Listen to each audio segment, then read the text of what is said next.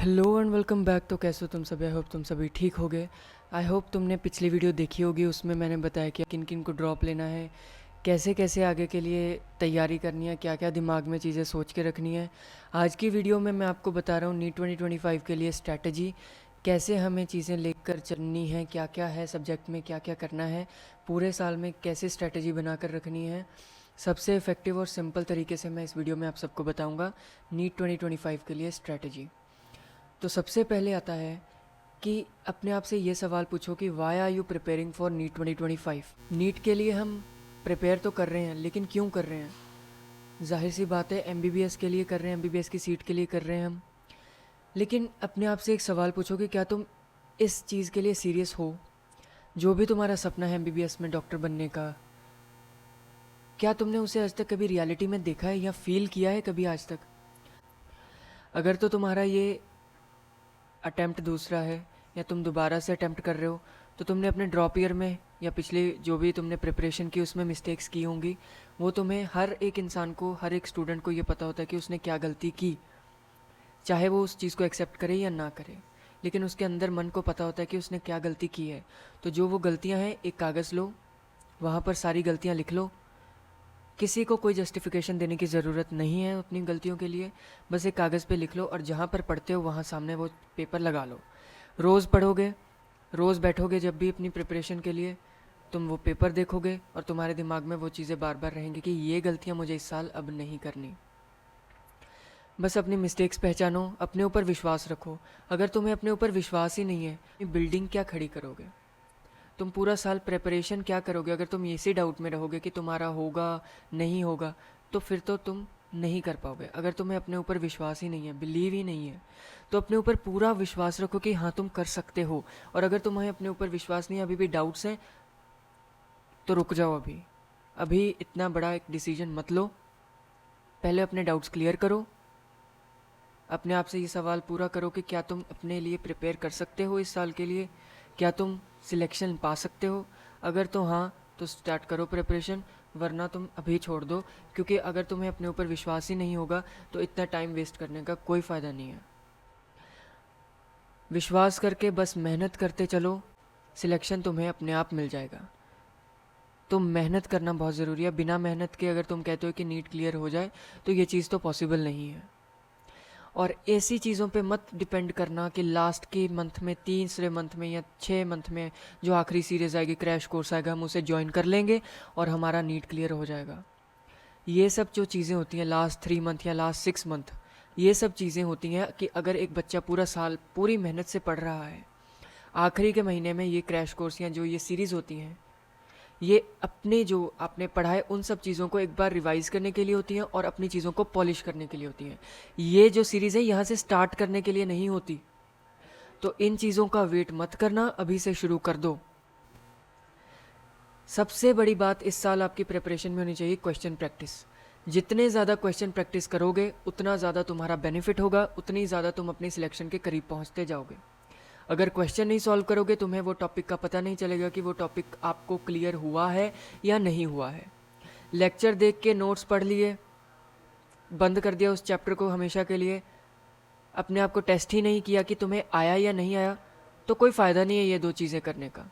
तुम अपना टाइम ही वेस्ट कर रहे हो लेक्चर नोट्स पढ़कर, अगर तुम टेस्ट नहीं करोगे तो। और सबसे ज़रूरी बात है, जिस भी टीचर को तुम फॉलो कर रहे हो, चाहे वो बायो का है, चाहे वो फिज़िक्स है, चाहे वो केमिस्ट्री है, किसी भी टीचर को तुम फॉलो कर रहे हो, उसकी हर एक बात को मानना है। अगर वो टीचर कह रहा है कि डीपीपी लगाओ, तो डीपीपी लगाओ। नोट्स रिवाइज़ करो, नोट्स रिवाइज़ करो। लेक्चर लगाओ, जिस टाइम पे लेक्चर है उसी टाइम पे लेक्चर लगाओ। बहुत बच्चे ऐसा करते हैं कि अभी लाइव लेक्चर चल रहा है, लाइव में तो बहुत स्लो है, लाइव जैसे कंप्लीट होगा हम बाद में 2x की स्पीड में देख लेंगे। ऐसा मत करो। कहीं आपने भाग कर जाना नहीं है अगर वो लेक्चर स्लो है।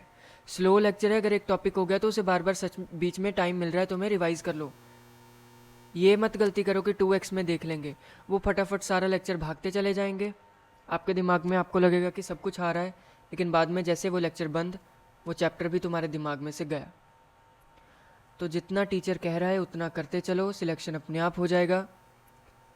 टीचर को बहुत सालों का एक्सपीरियंस होता है, उन्होंने इतने सारे बच्चों को पढ़ाया होता है। इतने साल से वो इस टीचिंग में हैं, टीचिंग प्रोफेशन में हैं, वो कुछ सोच समझ कर ही आपको बता रहे हैं। अभी अगर हमें किसी भी चीज़ पर सक्सेस पानी है तो सबसे पहले हमें उस चीज़ की जानकारी होनी चाहिए, सबसे पहले हमें उस चीज़ के बारे में पता होना चाहिए। तो अगर तुम्हें नीट क्लियर करनी है तो उसके बारे में पहले जान लो। पेपर को समझना बहुत ज़रूरी है। तुम्हारे पास बायो है, फिज़िक्स है, केमिस्ट्री है, ये तो तुम सबको पता ही होगा सब्जेक्ट के बारे में। केमिस्ट्री में इनऑर्गेनिक है, ऑर्गेनिक है और फिज़िकल है। ये सारी चीज़ें सब्जेक्ट आता है नीट में। बायो में मैं ये भी बता देता हूँ 90 क्वेश्चन आते हैं, इनमें 45 45 45 45 आते हैं।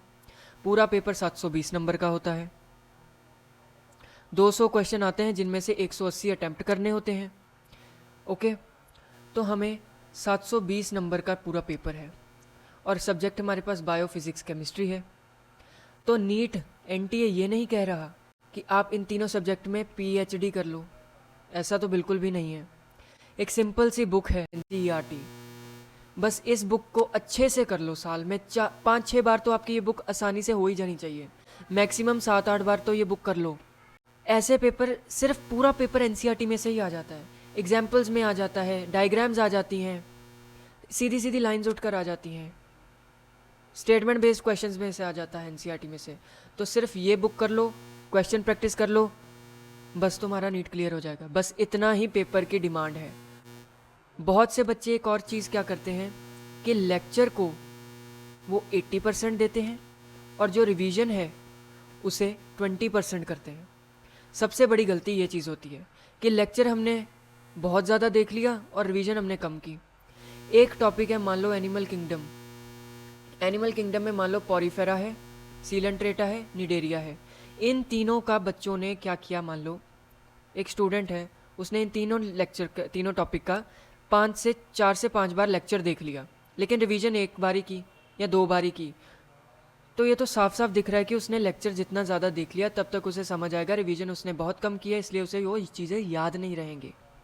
लेक्चर जो होता है वो चीज़ों को समझने के लिए होता है और रिवीजन जो होती है वो चीज़ों को याद करने के लिए होती हैं कि दिमाग में बैठ जाएं। समझ अगर आपने एक बार लिया, 2 बार लिया, बार बार उसे चीज़ को, लेक्चर को देखने की ज़रूरत नहीं है। एक टॉपिक का आप 1 से 2 बार लेक्चर देखो। रिवीजन आप बहुत बार कर सकते हो, साल में 7 से 8 बार एक टॉपिक की रिवीजन करते चलो, 5 से 6 बार कर लो। तो इस साल आपको ज़्यादा रिवीजन करनी है, लेक्चर कम लगाने हैं। लेक्चर बस समझने के लिए, टॉपिक को समझने के लिए लगाना है, बाद में रिवीजन करते चलना है। ऐसा नहीं कि सारे साल बस लेक्चर ही लगाते चले गए। और एक सबसे बड़ी बात कि आखिरी तक नीट आ जाता है लेकिन बच्चों का जो सिलेबस होता है वो कंप्लीट ही नहीं हो पाता। अगर तुम्हारा सिलेबस कंप्लीट नहीं होगा, तुम्हें अपने ऊपर कॉन्फिडेंस नहीं आएगा। अगर तुम्हें अपने ऊपर कॉन्फिडेंस नहीं होगा तो पेपर वाले दिन तक तुम्हें ये लगा रहेगा कि मेरा फिजिक्स में से इतना टॉपिक रह गया, तुम्हारा केमिस्ट्री में से इतना रह गया, बायो में से ये रह गया, बायो में वो रह गया। ऐसी ही बातें तुम्हारे दिमाग में चलती रहेंगी और जो कुछ भी रिवाइज़ किया होगा थोड़ा बहुत, वो भी तुम्हें दिमाग में से भूल जाएगा।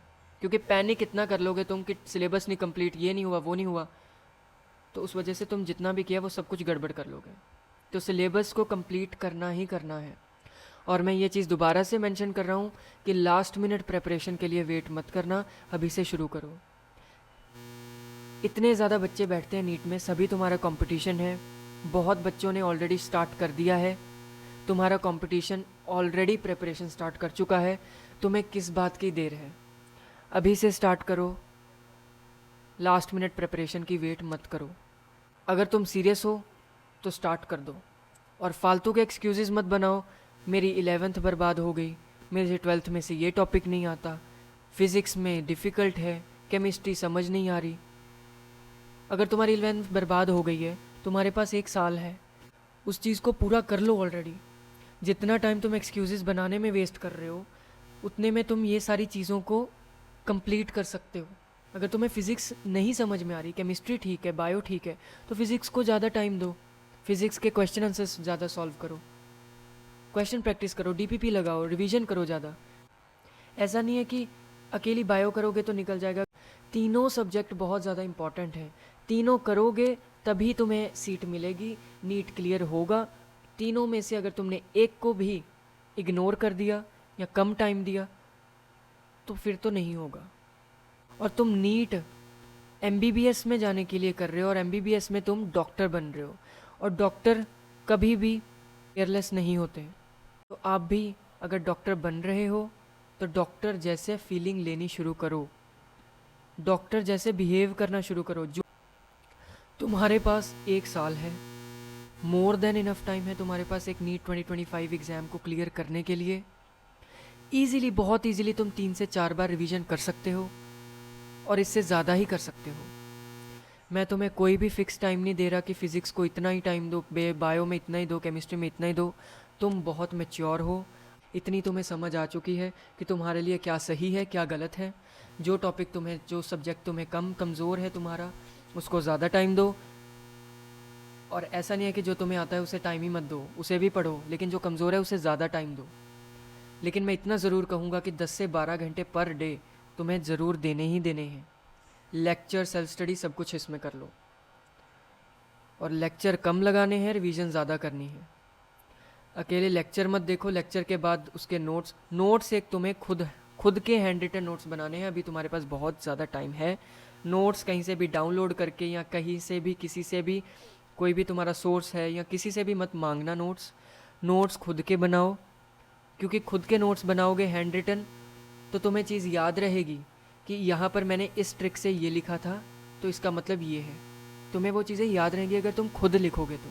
अगर तुमने किसी से डाउनलोड किए हैं, किसी से मंगवाए हैं नोट्स, या किसी के यूज़ कर रहे हो, उसने अपने हिसाब से नोट्स बनाए हैं, तुम्हें एक बार तो समझ आ जाएगी, लेकिन थोड़े समय बाद, 1-2 महीने बाद वो नोट्स ओपन करोगे तो तुम्हें ये नहीं पता चलेगा कि ये किस चीज़ की ट्रिक है, ये क्या शॉर्ट फॉर्म में लिखा हुआ है। तो नोट्स खुद के बनाओ, रिवीजन करो लेक्चर के बाद उस नोट्स की, डीपीपी सॉल्व करो, क्वेश्चन प्रैक्टिस करो। और जो लेक्चर में एक टीचर क्वेश्चन प्रैक्टिस करवाता है, लेक्चर्स में एक टॉपिक क्लियर होता है और टीचर क्वेश्चन करवाता है, फिज़िक्स केमिस्ट्री में तो होता ही होता है।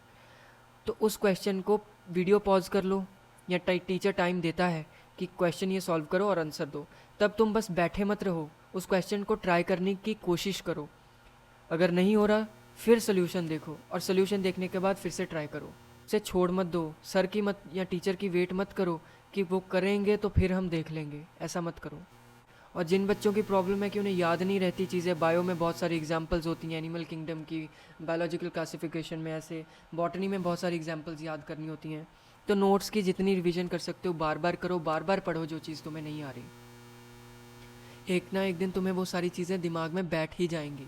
उन्हें छोड़ो मत, उनसे डरो मत। जितना करोगे उतना होगा। अगर तुम 50% कर रहे हो तो तुम्हें 50% होगा, अगर तुम 100% कर रहे हो तो तुम्हें 100% रिजल्ट मिलेगा। तो ये तुम पर डिपेंड करता है कि तुम कितना कर रहे हो और तुम्हें कितना रिजल्ट चाहिए। जितना रिजल्ट चाहिए उतना तुम्हें एफर्ट्स डालने पड़ेंगे। Without efforts you can not achieve anything.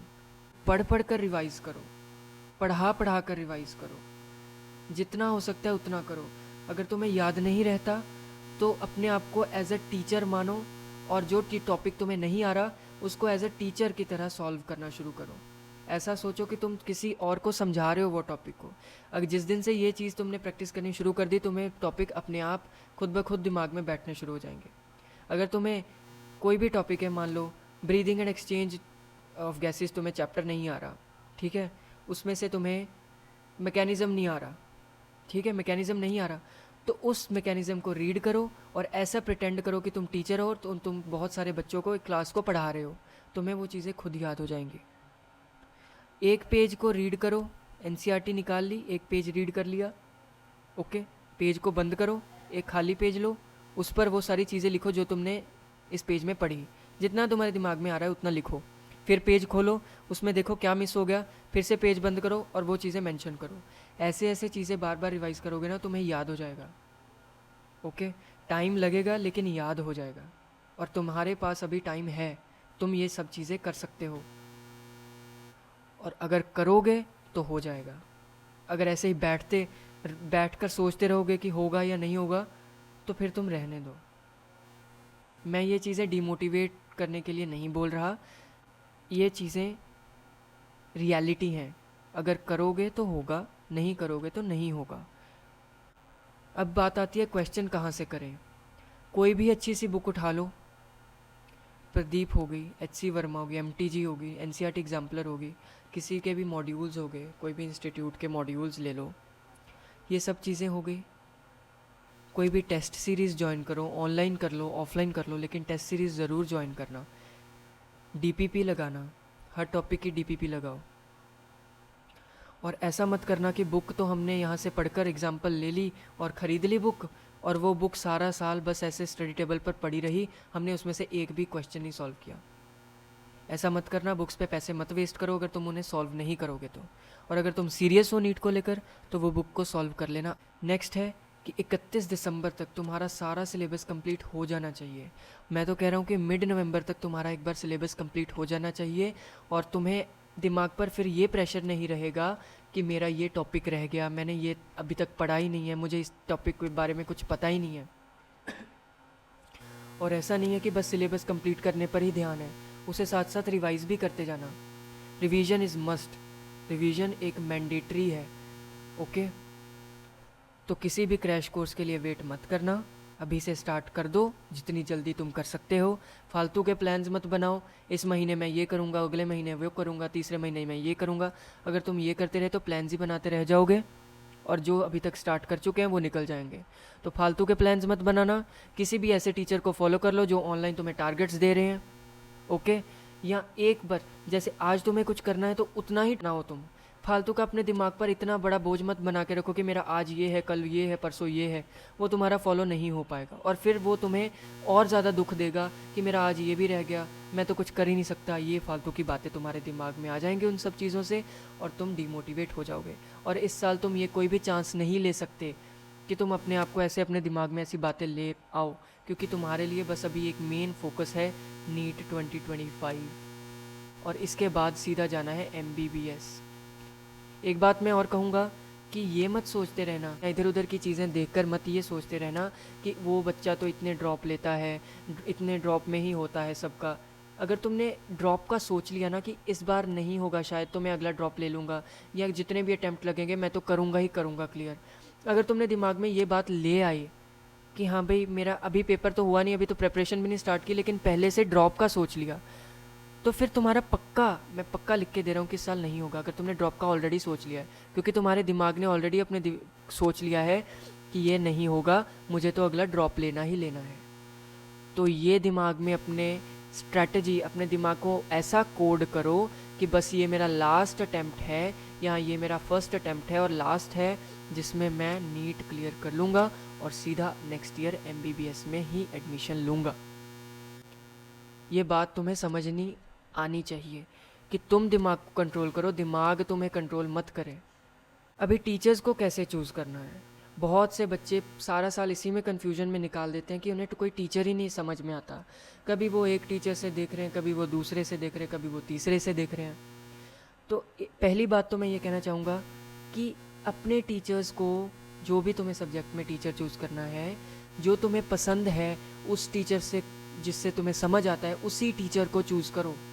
ऐसा मत देखो कि ऑनलाइन ये टीचर ज़्यादा फेमस है, बहुत सारे बच्चे तो इनसे ही पढ़ते हैं, मैं भी उनसे ही पढ़ूंगा। ऐसा भी हो सकता है कि बहुत से बच्चों को तो समझ आ रहा है लेकिन तुम्हें समझ ना आए उस टीचर से। तो ये गलती मत करना कि जो ज़्यादा टीचर फेमस है, जो ज़्यादा टीचर के लिए बच्चे कर रहे हैं, उनके लिए ही मैं भी उनसे ही पढ़ूंगा। ऐसा नहीं है, जो टीचर से तुम्हें समझ आ रहा है उनसे पढ़ो, क्योंकि तुम्हें सिलेक्शन लेके आना है, तुम्हें सिलेक्शन पाना है MBBS में, नीट क्लियर करनी है। ओके, तो टीचर को वाइसली चूज़ करो, जो तुम्हें समझ आ रहा है उसी चूज़ करो। और अभी तुम्हारे पास एक हफ़्ता है, एक हफ़्ता तुम दे सकते हो, या 4-5 दिन में ही तुम ऐसी चीज़ों को एक्सपेरिमेंट कर सकते हो। बहुत से टीचर्स हैं ऑनलाइन, सारे जो टीचर तुम्हें लग रहा है कि हाँ मुझे इससे समझ आ सकता है, उन सारे टीचर्स के एक ही टॉपिक के, देखो मैं इजीली समझाता हूँ। एक टॉपिक तुमने चूज़ कर लिया, मान लो तुमने ले लिया बेसिक मैथ ही ले लिया, या मान लो तुमने यूनिट्स एंड मेजरमेंट्स ले लिया फिज़िक्स में से। अभी तुमने 3-4 टीचर्स को देख लिया ऑनलाइन कि ये टीचर्स फिज़िक्स का करवाते हैं। अभी बेसिक मैथ या यूनिट्स एंड मेजरमेंट्स तुमने टॉपिक चूज़ किया, इसी टॉपिक के सारे टीचर्स के लेक्चर्स देखो, एक एक लेक्चर देखो, जिस टीचर से तुम्हें सबसे ज़्यादा समझ में आ रहा है उस टीचर को चूज़ कर लो, और सारा साल बस उसी टीचर से पढ़ो, क्योंकि वो टीचर तुम्हारे लिए आइडियल टीचर है। उससे ही तुम्हें समझ आएगा, उसके मेथड्स तुम्हें समझ आएंगे। और फिर उसी टीचर को एक सब्जेक्ट के लिए फॉलो करना। ऐसा नहीं है कि 6 मंथ में एक टीचर ले लिया, दूसरे मंथ में हमने बदल लिया, ऐसा मत करना। टीचर्स को बार बार मत बदलो, क्योंकि टीचर बदलोगे उनके मेथड्स बदलेंगे और तुम्हें समझने में दिक्कत आएगी। और तुम अभी एक्सपेरिमेंट के लिए तुम्हारे पास टाइम है, लेकिन जैसे समय बीत जाएगा तब तुम्हारे पास एक्सपेरिमेंट्स के लिए टाइम नहीं होगा। अभी स्ट्रैटेजी मैंने ऑलरेडी इतना कुछ आपको बता दिया है। अभी सब्जेक्ट तो आपको पता है, फिज़िक्स, केमिस्ट्री, बायोलॉजी। हमारे पास 4 चीज़ें होती हैं, डीपीपी, नोट्स, क्वेश्चंस और लेक्चर्स। सबसे ज़्यादा वेटेज और सबसे ज़्यादा फोकस हमें इस चीज़ पर करना है। लेक्चर्स हमने 1-2 बार ही देखने, एक टॉपिक के समझ आ जाएगा, उसके बाद बस यही चीज़ है जो तुम्हें नीट क्लियर करवाएगी। फिज़िक्स में कैसे स्ट्रेटजी रखनी है, सबसे पहले लेक्चर लगाया, हैंड रिटन नोट्स बनाए खुद के, उसके बाद एक फार्मूला नोटबुक लगा ली, फार्मूला उसके टॉपिक वाइज लिख लिए और बार बार बस उसकी रिवीजन करते रहे। बार बार रिवीजन की। फार्मूलाज को तो रोज़ उठकर देख लिया एक आध बार, और फिर बार बार क्वेश्चन प्रैक्टिस कर ली। एक टॉपिक के 200 से 300 क्वेश्चन तो तुम्हें लगा लेने चाहिए, तब तुम्हारा वो क्वेश्चन जो टॉपिक है वो तुम्हारा स्ट्रांग होगा। बायोलॉजी की बात करें तो बायोलॉजी में सिर्फ एनसीईआरटी बहुत इंपॉर्टेंट है आपके लिए। लेक्चर लगाओ, लेक्चर से पहले जो टॉपिक तुमने लगाना है उसकी एक बार एनसीईआरटी रीड कर लो, फिर लेक्चर लगा लो, फिर उसके बाद एनसीईआरटी रीड कर लो। जैसे वो मैंने आपको रिकॉल वाली ट्रिक बताई कि एक बार पेज रीड कर लिया, फिर लिख लिया, फिर खोला, फिर दिख लिया, वो चीज़ वैसे कर लिया एनसीईआरटी को। उसके बाद नोट्स खुद के बनाने हैं, नोट्स कर लो। और जो चीज़ एक्स्ट्रा टीचर लिखवा रहा है कि ये बहुत इंपॉर्टेंट है और वो एनसीईआरटी में नहीं है, वो एनसीईआरटी के पेज में साइड में ही मेंशन कर लो, या स्टिकी नोट्स आते हैं, स्टिकी नोट पे लिखकर उस पर ही पेस्ट कर दो। ओके, और क्वेश्चन प्रैक्टिस करो। सिंपल सी बात है। केमिस्ट्री में हमारे पास फिजिकल केमिस्ट्री, इनऑर्गेनिक और ऑर्गेनिक आती है। फिजिकल में सेम फिजिक्स जैसे हमें अप्रोच रखनी है, इनऑर्गेनिक में सेम बायो जैसी अप्रोच रखनी है, और ऑर्गेनिक आई नो कि सबको बहुत ज़्यादा डिफ़िकल्ट लगती है, तो उसकी जितनी ज़्यादा लेक्चर लगाने के बाद, नोट्स के बाद जितनी प्रैक्टिस कर सकते हो उतनी करो। अगर तुम्हें एक क्वेश्चन नहीं आ रहा, नोट्स में ढूंढो उसको रीड करो, फिर से क्वेश्चन को प्रैक्टिस करो। ऐसा नहीं है कि प्रैक्टिस नहीं, क्वेश्चन नहीं हो रहा छोड़ दो अगला वाला देख ले, उसको जितनी बार नहीं हो रहा उतनी बार ट्राई करो, एक ना एक बार तुम्हारा वो हो ही जाएगा। सॉल्यूशन भी देख लो एक बार, फिर ट्राई करो।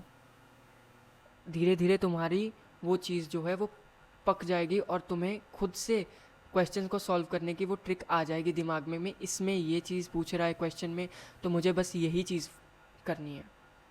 ये चीज़ थी सिंपल सी स्ट्रैटेजी नीट 2025 के लिए। अब लास्ट में मैं आपको बता रहा हूँ, इसी यूट्यूब चैनल पे मैं एक टोटली फ्री बायो का कोर्स नीट 2025 के लिए ला रहा हूँ। 20 मई से फर्स्ट क्लास होगी, प्योरली एनसीईआरटी बेस्ड लेक्चर्स होंगे इसके। आपको लेक्चर्स मिल जाएंगे, लेक्चर्स के बाद नोट्स और डीपीपी आपको टेलीग्राम चैनल पर मिल जाएगी। टेलीग्राम का लिंक मैं डिस्क्रिप्शन में भी दे दूंगा, और टेलीग्राम का मैं यहाँ पर भी बता देता हूँ। टेलीग्राम का जो सर्च बटन है उस पर जाकर आपको टाइप करना है JASTEN 16 और आप टेलीग्राम ज्वाइन कर सकते हो। हर एक लेक्चर के बाद में आपको नोट्स मिल जाएंगे और उसकी डीपीपी मिल जाएगी। तो 20 मई से हम ये चीज़ स्टार्ट कर रहे हैं। अगर आप इंटरेस्टेड हैं, अगर आपको नीट 2025 क्लियर करना है, तो आप इस चीज़ को ज्वाइन कर सकते हो। आप चैनल को सब्सक्राइब कर लो और बेल आइकन प्रेस कर लो, ताकि आपको जो लेक्चर्स अपलोड करूँगा मैं उसके आपको नोटिफिकेशंस मिलते रहें और आप कुछ भी चीज़ मिस ना कर पाओ।